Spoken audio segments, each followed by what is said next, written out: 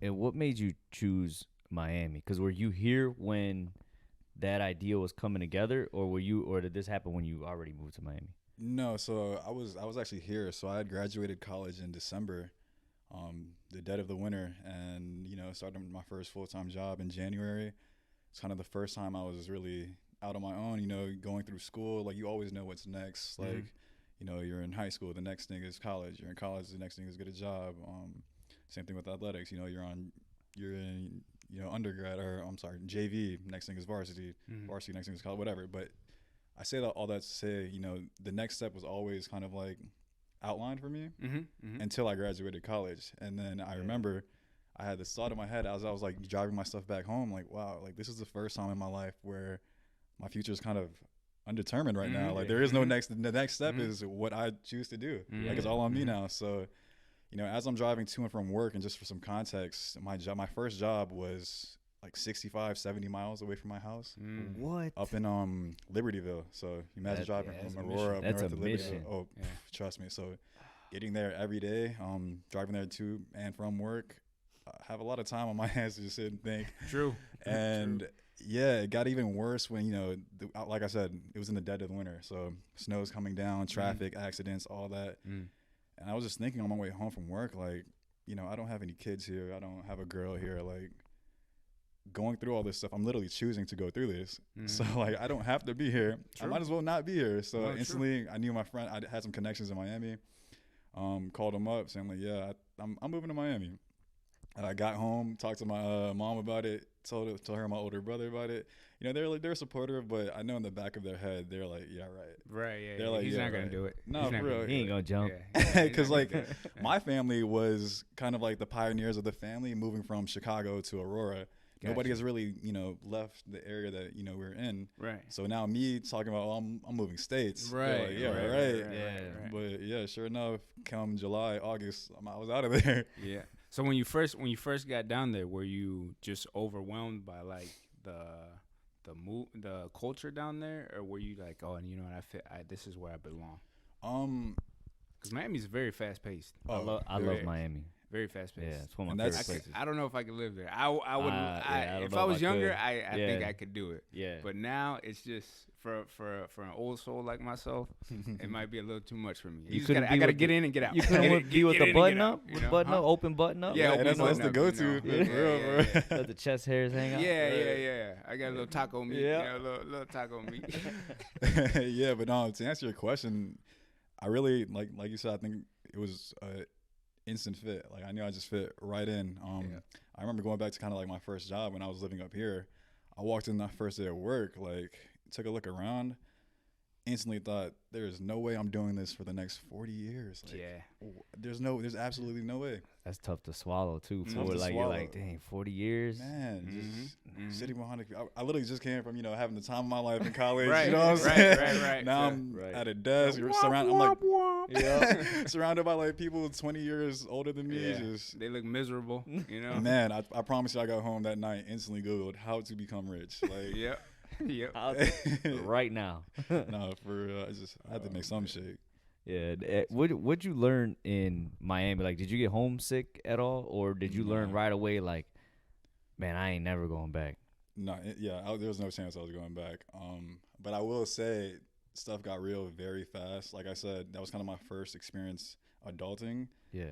And God really threw the book at me, man. He threw every type of adult experience you can have externally at me as soon as I moved there. So, like, I got there instantly, hurricane warning, what was it? Hurricane Dorian, I think. Okay. And that was a bit scary because obviously, coming from Illinois, we don't have to deal with hurricanes. And then when we think about hurricanes, we just think of mass destruction. Katrina is like the worst. So this specific hurricane was on a crash course to Miami. Like I'm like, it started off like, oh, everyone, all the locals are used to it. They're saying, oh, this is gonna be nothing. It's just a category, or it's just a tropical storm. And the tropical storm turned into, oh, it's nothing. It's just a category 1. And then, as it's getting closer and closer, it's like, oh, okay, maybe we should start like boarding stuff up. It's category Let's 3. get some shelter.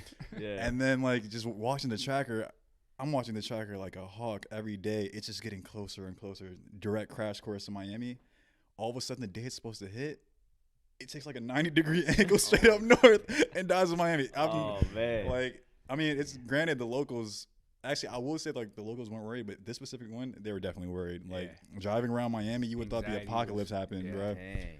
Like I remember just driving around, seeing boarded up windows, no gas stations had gas, and that was actually a very key mistake I made. Was every time I was, driving, I would see just lines at the gas station. I'm not thinking anything of it, and so until I needed to get gas. Yeah. And then I'm driving home from work. I'm pushing it. I'm still young, so like I'm waiting till that gas light turn on before I get gas. Yeah. And sure enough, there's no gas left in Miami. I'm driving to gas station. Like I've never seen anything like this. Like no gas. What? Oh, that's got to be scary, man. Bro, scary because my gas light's on. I was pushing it, so I'm googling like gas in Miami. Sure enough, the first article that pops up, 88% of gas stations are out of gas in Miami-Dade County. Oh man. Yeah, luckily, like literally by the grace of God, I made one right turn, found the only gas station with gas in 20-mile radius, and boarded up. But like, you would have thought it was the apocalypse out there for that specific hurricane. Like I said, it was on a crash course. Yeah. No, and that's, I mean, when you first move anywhere, I mean, well, even if you move into a different city, right, in a different state, you got to adjust, right? But like, moving to a state like Florida, where you, like you said, man, in Illinois, we don't deal with that stuff. The worst we got to deal with is maybe a tornado. Right. Right. And every now and then you'll hear the warning go off, but people still don't start freaking out. Yeah.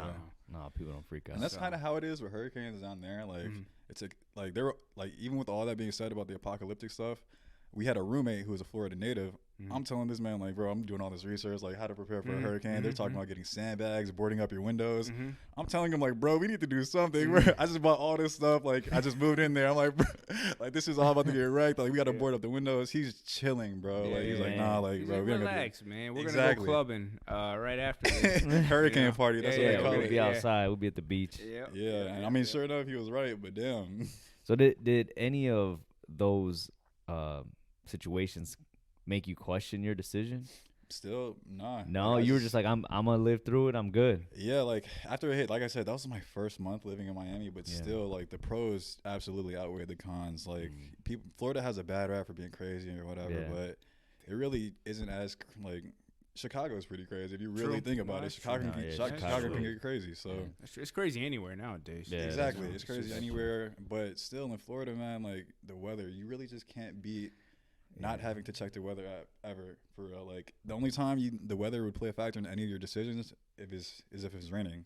And you can, if you look out the window, if it's not raining, then you're good to go out in a t-shirt and shorts. Right. I mean, that is nice, man. T-shirts and shorts every day. Yeah, because especially being out here now this weekend. Yeah. I forgot how much cold plays a factor into decision making. True. It's cold. Like I didn't want to go back out last night because it was snowing. I didn't want to go walk to my car that was across the street because it was cold. Man, I don't want to walk to my car. It's in the garage. It's too cold. It's cold in the garage. No, that's true.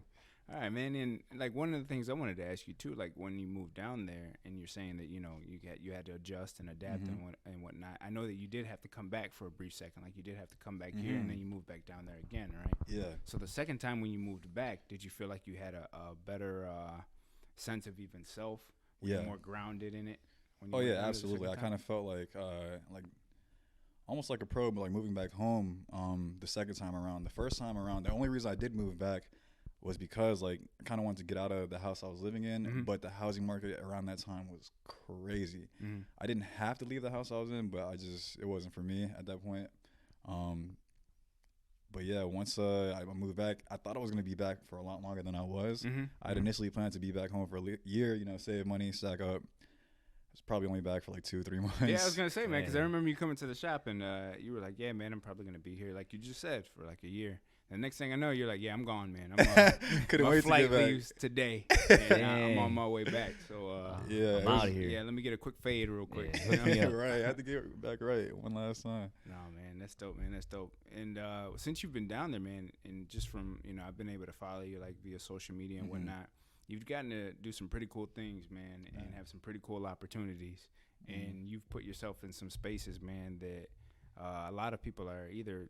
Well, I would say maybe trying to get into, but the same risk that you took to move down to Miami, tell us about some of the risks that you've taken, man, to kind of not only help yourself like grow as a videographer, a photographer, but even the Scut brand, because you got to shoot a video with Tory Lanez, you got to meet Jake Paul, Tyreek Hill,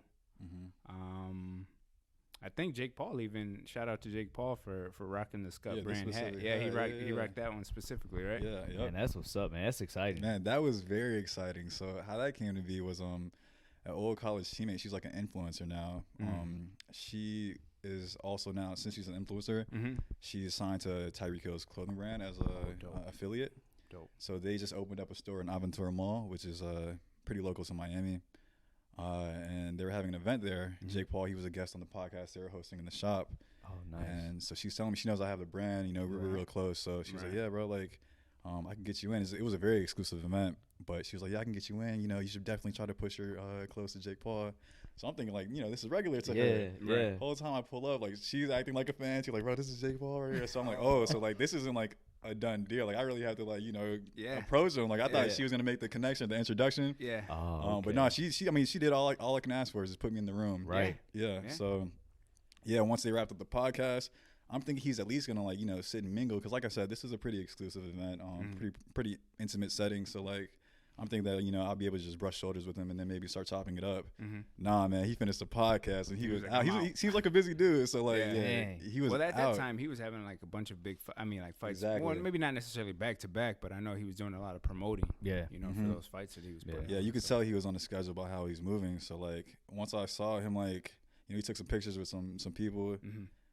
And I saw him like on the head for the exit. I'm like, oh, shit. So, like, now's my moment. I gotta go. If I'm gonna do it, I gotta do it now. Nah, for real. It was really like sink or swim. So I just, you know, went up to him, showed him the shorts, showed him some hats, and I was like, yeah, bro, like this is a brand. Gave him a little rundown of it. Very quick. Like it's really like in passing. They talk about like an elevator speech. Yeah. I really had to utilize the elevator speech right there. But and handed it off, and you know, that was it for that day. You know, he could have very well took all that shit and threw it out. So is that what you were thinking? Like at first, you were like, oh man, you know what? He ain't gonna wear it. I mean, I don't think I was thinking that. Yeah. I didn't have any. I didn't have any thoughts, expectations. I just wanted to, you know, just put it in his hands for real. And then just let it. Yeah. Yeah, and then sure enough, maybe like 2 or 3 weeks later, I'm waking up to a bunch of just like text messages and calls, like, "Bro, go check out Jake Paul's story. He's rocking your hat. Man. He's rocking your hat." Dope. And when I say he was rocking it, he was rocking it. Yeah. Like a whole stories were like 5-10 stories with the hat on. Not only that, but he has a podcast or like a show on YouTube, and he wore it on the show like the whole episode. It's in the thumbnail. Dope. And I'm like, man, I couldn't have honestly. It exceeded my expectations. Yeah, I couldn't huge ask for a better. blessing, man. That's a huge blessing.